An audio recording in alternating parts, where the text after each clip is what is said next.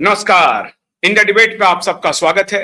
मैं हूं आशुतोष पाठक। आज रविवार है तो घर पे आप छुट्टी का आनंद ले रहे होंगे, लेकिन आपके लिए अंदर की खबर लेकर के हाजिर हूं, उसका भी आनंद लीजिए। National security adviser NSA Ajit Doval ji ने अभी एक इंटरव्यू दिया है। आपने देखा होगा, डिस्कवरी पर एक सीरीज आ रही है, ऑपरेशन सिंदूर।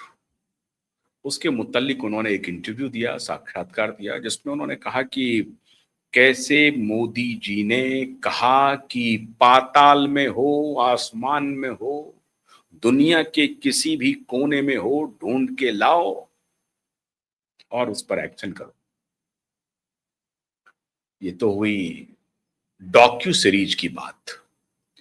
मामला उससे आगे है। कल लाल किला के प्राचीर से हमारे प्रधानमंत्री जी ने एनएसए डोभाल को कहा, गो अहेड, न दैन्यम न पलायनम, पीछे मुड़ के देखना नहीं है, सीधा आगे बढ़ो, कार्रवाई करो। मतलब ये वर्बेटिम नहीं था। लाल किला के प्राचीर से डोभाल का नाम लेकर के प्रधानमंत्री ने नहीं कहा कि ऐसा करो, लेकिन जो नहीं समझे वो अनाड़ी हैं। समझाने का काम मेरा है, मैं आपको समझा रहा हूं। पिछले दिनों दिल्ली में आंदोलन हुआ।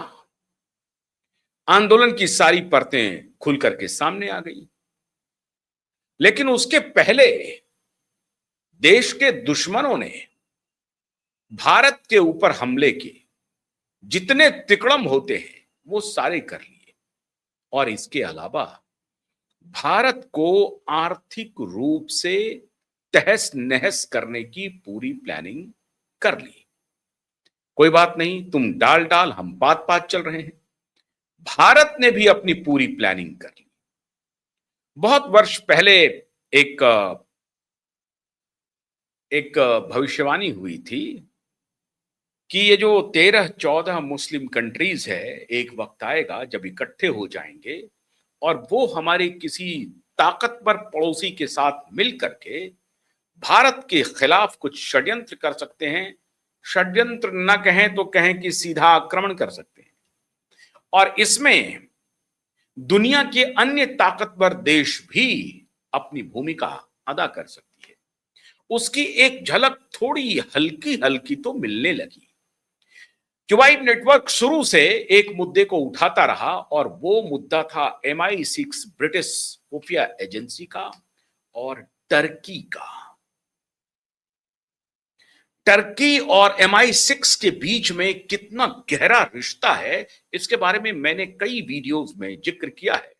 आज मैं थोड़ा और तफसील से बता दूं, और उसके बाद टर्की, सऊदी अरब और पाकिस्तान के एक लीग पर चर्चा करूंगा, और क्यों हमारे प्रधानमंत्री ने डोभाल को कहा गो अहेड। दो महत्वपूर्ण बातों पर उन्होंने कहा गो अहेड। भारत अब दबेगा नहीं, झुकेगा नहीं, पुष्पा के रूप में टूटेगा भी नहीं। भारत ने अपनी रणनीति बना ली है, और मजबूत रणनीति बना ली है। लेकिन वो भविष्यवाणी जो कुछ दिन पहले हुई थी, उम्मा बहाल करने की, गजबाए हिंद की, वो गजबाए हिंद की स्ट्रैटेजी काम कर रही है, वो खत्म नहीं हुई है। गजबाए हिंद की स्ट्रैटेजी चल रही है। लेकिन फिर मैं कह रहा हूं, इससे हमारे वो अपने साथी जो हैं वो ऑफेंडेड फील ना करें, वो हमारे भारत के हैं, वो अलग विषय है। लेकिन मैंने जो MI6 और टर्की की बात की थी, उसका रेफरेंस क्या है, और टर्की, पाकिस्तान और सऊदी अरब के कोलैबोरेशन का रेफरेंस क्या है, उसका भारत से संबंध क्या है, और फिर उसका अजित डोभाल और प्रधानमंत्री से संबंध क्या है, और फिर उसका चाइना और अमेरिका से संबंध क्या है। इस पूरे संबंधों को टोटलिटी में आज आपको समझने की आवश्यकता है।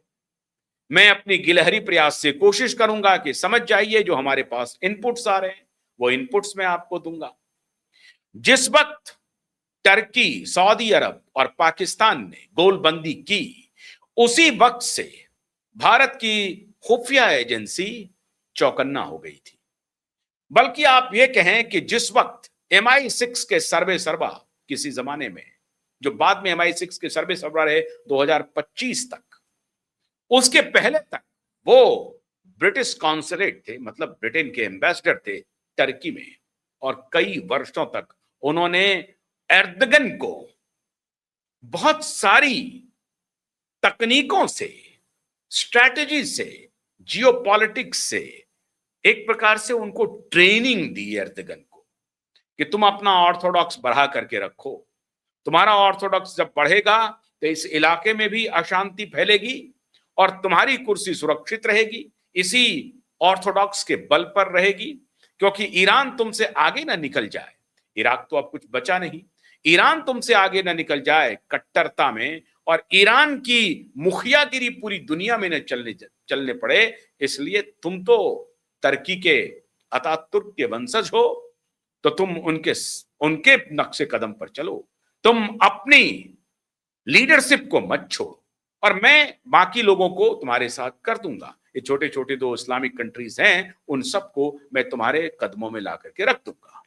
ये पूरी योजना MI6 के जो मुखिया थे, MI6 ब्रिटेन की खुफिया एजेंसी है, इसे बताने की आवश्यकता नहीं है, लेकिन जो 2025 तक उसके मुखिया थे, वो कुछ दिन पहले क्या, टर्की के एम्बेसडर रहने तक, जब वो MI6 के मुखिया बने, उसके पहले तक वो एम्बेसडर थे। वो एम्बेसडर नहीं थे, बल्कि MI6 के एजेंट थे, ब्रिटेन के खुफिया एजेंसी के एजेंट थे, जो इस मिशन पर थे कि टर्की को कैसे खड़ा किया जाए, ईरान से भी आगे खड़ा किया जाए, और फिर टर्की को लीडरशिप सौंप दी जाए इस्लामिक कंट्रीज की। और आज टर्की ने पाकिस्तान, सऊदी अरबिया के साथ नेटो जैसा, इस्लामिक नेटो जैसा समझिए कि एक कोलैबोरेशन हो गया। मतलब पाकिस्तान पर अगर किसी देश का हमला होता है तो उसे टर्की मानेगा हमारे ऊपर हमला है, सऊदी अरब पर किसी देश का हमला होता है तो टर्की मानेगा हमारे ऊपर हमला है, और अगर टर्की पर किसी का हमला होता है तो पाकिस्तान मानेगा हमारे ऊपर हमला है, और अगर सऊदी अरब पर कोई हमला करेगा तो पाकिस्तान और टर्की दोनों मानेगा कि हमारे ऊपर हमला है। इस तरह का कोलैबोरेशन साइन किया गया है। उसको हवा, आप गलतफहमी है कि चाइना उसको हवा दे रही है। चाइना को मालूम है कि अगर हम भारत को अननेसेसरी परेशान करेंगे तो ये एक दिन हमारे लिए भी नासूर बनेगा, और उनको कोई लेना देना नहीं है चाइनीज से और भारत से। उनको बुद्ध परस्तों से और बुद्ध के देश से नफरत है। उनके लिए भारत भी दुश्मन है, उनके लिए चाइना भी दुश्मन है, और अमेरिका तो उनका चिर परिचित दुश्मन है। तो इसलिए वो अपना घेटो तैयार कर रहा है, और वो घेटो तैयार करके उसमें आवश्यकता पड़ने पर भारत के खिलाफ चाइना को प्रयोग करेगा, और कभी जब चाइना को प्रयोग करना पड़ेगा तो अमेरिका का साथ ले लेगा। चाइना के खिलाफ अगर किसी का कोई प्रयोग करना होगा तो अमेरिका का साथ ले लेगा। तो ये मिल करके एक सेंटर स्टेज में, और ये सारा खेल ब्रिटेन के खुफिया एजेंसी कर रही है। मित्रों, ब्रिटेन इस दुनिया का सबसे बड़ा कोर देश है। आपको हमको गलतफहमी है, हमारे बच्चे ऑक्सफोर्ड जाते हैं पढ़ने के लिए, कैम्ब्रिज जाते हैं पढ़ने के लिए, और उनको लगता है कि हमारे बच्चे तो ब्रिटेन में पढ़ाई कर रहे हैं, और वो बड़ी ही सभ्य होने का नाटक करता है ब्रिटेन कि हम एक सभ्य समाज है। असल खेल होता है ब्रिटेन से। ब्रिटेन ही पूरी दुनिया को अस्थायी करते रहता है। क्यों? क्योंकि उनकी आबादी 5-6 करोड़ की है। वो शासन तभी कर सकता है जब कॉन्फ्लिक्ट का बाजार कंटिन्यू रहे, और इसी पैटर्न को अमेरिका ने ओढ़ लिया है। अमेरिका में कौन है? यही ब्रिटिशर्स हैं, यही स्पेनिश हैं, यही फ्रेंच हैं। तो वो कोई अलग से कोई वहां पर संस्कृति का निर्माण नहीं हुआ है। ये सभी भगोड़े वहां भाग करके अमेरिका में एक संस्कृति का निर्माण किया, जिसको आप अमेरिका कहते हैं। तो असल इन सबके पीछे का खेल अगर आप देखें तो वो है इंग्लैंड, और यही इन लोगों का उम्मा तैयार हो रहा है, और उम्मा की तैयारी में इंग्लैंड की भूमिका बहुत महत्वपूर्ण है। अब इसमें कई बार भारत और चीन आमने सामने हो जाता है, भारत और अमेरिका आमने सामने हो जाता है। ये बैलेंस करने का खेल खेलते रह रहा है, और हमारी समस्या यह है कि हम कभी ईरान पर डिपेंडेंट होते हैं तेल के लिए, कभी सऊदी अरब और यूएई पर डिपेंडेंट होते हैं तेल के लिए। लेकिन इस बीच में रसिया एक एक बैलेंसिंग पावर के रूप में काम करता है और हमेशा भारत के लिए एक दोस्त के रूप में रसिया तैनात रहा है। अब इसके की कहानी आगे सुनिए। तो भारत की खुफिया एजेंसी अपनी सीमाओं को चाक चौबंद कर रही है। अभी आप देख रहे होंगे कुछ दिन पहले भारत के बॉर्डर पे काफी फ्लैग मार्च हुए। फ्लैग मार्च क्या हुए, बिल्कुल आप समझिए कि हमारे हेलीकॉप्टर्स, फाइटर जेट पूरा घूम रहे थे हमारे बॉर्डर्स पे। टुकड़ी एकदम से तैयार है हमेशा 24 घंटे। और पाकिस्तान को भी संकेत दिया जा रहा है कि ऑपरेशन सिंदूर तो उस वक्त खेल था सिर्फ आपके उन जिहादियों को तबाह करने के लिए, लेकिन ऑपरेशन सिंदूर रुका नहीं है, पॉज हुआ है, स्टॉप नहीं हुआ है। और इसलिए भारत की खुफिया एजेंसी के साथ मिलकर के इंडियन आर्मी, इंडियन नेवी और एयरफोर्स तीनों मजबूत कदम ताल कर रही है। भारत को हर स्थिति में मजबूत बनाए रखने के लिए प्रधानमंत्री ने डोभाल को कहा कि ये चौकड़ी बन रही है, तिकड़ी बन रही है, उससे डरने की जरूरत नहीं है। हमें ऑल राउंड अपने शक्ति का प्रदर्शन करते हुए आगे बढ़ना है। नंबर 1। उसके आगे एक बहुत बड़ा ब्रीफ मिला है एनएसए डोभाल को, और यही ब्रीफ लाल किला के प्राचीर से है, जिसकी चर्चा कल प्रधानमंत्री ने अपने लाल किला के भाषण में किया था।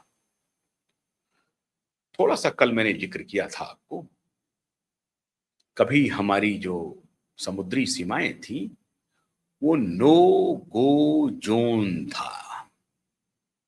मतलब इन माफियाओं ने, दुनिया के माफियाओं ने, पॉलिटिकल लीडर्स ने भारत को और भारत की दबी कुचली थर्ड ग्रेड के पॉलिटिशियंस जो उनके कदमों में अपना सर झुकाए हुए थे, एक इंदिरा को छोड़ दीजिए तो, और लाल बहादुर को छोड़ दीजिए तो, लेकिन ये लोग जो उनके डिक्टेट को सुनते रहे, कल मोदी ने इसका रहस्योद्घाटन किया लाल किला के प्राचीर से कि हमारी सरकारों ने किस तरह के समझौते कर रखे थे। ये मैरीटाइम डिप्लोमेसी में हम कहीं थे नहीं, हम उनके पिछलग्गू थे। वो हमारे आका बनकर के बैठे थे। वो कहते थे जो हम कहते हैं वही तुमको करना पड़ेगा, और हम कहते थे यस माय लॉर्ड, आपका जो भी निर्णय होगा वही करेंगे। आप अगर हमें कहेंगे कि ये नो गो जोन है तो हम इसे मानेंगे नो गो जोन है। प्रधानमंत्री मोदी ने कहा कि there won't be any no go zone. Bharat की सीमाओं से लगते हुए समुद्री जो एरियाज हैं वो मेरे लिए नो गो जोन होगा, और ये तुम हमें बताओगे? ये नहीं चलेगा। रद्द करो वो सारे समझौते। तुम होते कौन हो हमसे समझौता करने वाला? तुम पूरी दुनिया में 80 और 18 बड़े और 80 छोटे बेस बनाओ, सैनिक अड्डे बना दो पूरी दुनिया पर नियंत्रण रखने के लिए, और हमें कह रहे हो कि हम अपने ही इलाके में, अरेबियन सी में हम घूमे भी नहीं, हम कुछ एक्सप्लोर भी नहीं करें। ये नहीं चलेगा। मैंने बहुत दिन पहले आपको बताया होगा कुछ एक वीडियो में कि ये पूरी दुनिया का जो वॉर है वो एनर्जी का वॉर है, और कल मोदी ने इसी का संकेत दिया कि हम ऑल्टरनेटिव एनर्जी पर शिफ्ट तो कर रहे हैं, लेकिन पेट्रोल और डीजल की डिमांड हमेशा के लिए खत्म हो जाएगी, ऐसा होना असंभव है। तो हमें अपने यहां पेट्रोल डीजल तो है नहीं, 90% हम इंपोर्ट करते हैं। हमें हमारे भी नेचुरल रिसोर्सेज को एक्सप्लोर करने की अनुमति नहीं है। यह होता कौन है हमें अनुमति देने वाला? कौन होता है? अमेरिका या कोई दुनिया का अन्य देश? हम ये बात कबूल करने के लिए तैयार नहीं है। तो अब इसकी जिम्मेदारी किसकी है? भारत की खुफिया एजेंसी को और भारत के डिफेंस को। प्रधानमंत्री ने गो अहेड कह दिया है और कहा हम एक्सप्लोरेशन के लिए जाएंगे, हम समुद्र के अंदर खुदाई करेंगे, हम ये पता लगाएंगे कि कहां नेचुरल रिसोर्सेस हैं और वो नेचुरल रिसोर्सेज क्या हमारे एनर्जी डिमांड को फुलफिल करने में कोई मदद कर सकता है? हो सकता है यूरेनियम का भी भंडार मिल जाए समुद्र के अंदर, हो सकता है। हो सकता है कि क्रूड ऑयल का भंडार मिल जाए समुद्र के अंदर, हो सकता है। It may be possible. Kaveri basin में हमारी खुदाई चल रही है, तो हम समुद्री इलाकों में क्यों नहीं खुदाई करेंगे? तुम होते कौन हो हमें रोकने वाले? और उन्होंने कल इशारा किया कि पिछली सरकारों ने इस पर ध्यान नहीं दिया। अब यह बात सही है कि भारत सरकार इतने दिन से क्या कर रही थी, यह सवाल तो बनता है कि ठीक है, पिछली सरकारों ने नहीं दिया, आपको 12 साल से किसने रोका था? तो आपको पता ही नहीं चला। इसलिए तो मैं बार बार कहता हूं कि सरकारी संस्था में पॉलिटिकल लीडरशिप बदल गई, लेकिन तंत्र में वही दलाल बैठे हैं, वही ब्यूरोक्रेट बैठे हैं, जो एक तो अयोग्य हैं, अल्पज्ञ हैं, और जो हैं वो कॉम्प्रोमाइज्ड हैं। वो जियोपॉलिटिकली इंटरनेशनल पावर के साथ कहीं ना कहीं चुपके से या अनजाने में अलाइन है। और अगर सरकार इसकी तहकीकात करेगी तो उनको पता चल जाएगा कि किस मिनिस्ट्री में कौन सा ब्यूरोक्रेट का किससे क्या संबंध है अंतर्राष्ट्रीय प्लेयर्स के साथ, और वो कैसे हमारे सरकार में बैठ करके घुस करके हमारे लिए गड्ढे खोद रहा है। इसकी भी जिम्मेदारी अब एनएसए डोभाल को दे दी गई है। ठीक है, जब क्राइसिस हुआ तब पता चला, वरना तो ऐसे ही चले जा रहा था। हालांकि जब आप पेट्रोल और डीजल की कीमत बढ़ा रहे थे तो इसी नैरेटिव में फंसी हुई थी सरकार कि भैया हम तो इंपोर्ट करते हैं और क्रूड ऑयल का इंटरनेशनल प्राइस अगर ऊपर जाएगा तो हमारे यहाँ पेट्रोल डीजल महंगा होगा। बस इसी नैरेटिव में हमारी पूरी जनता फंसी हुई थी।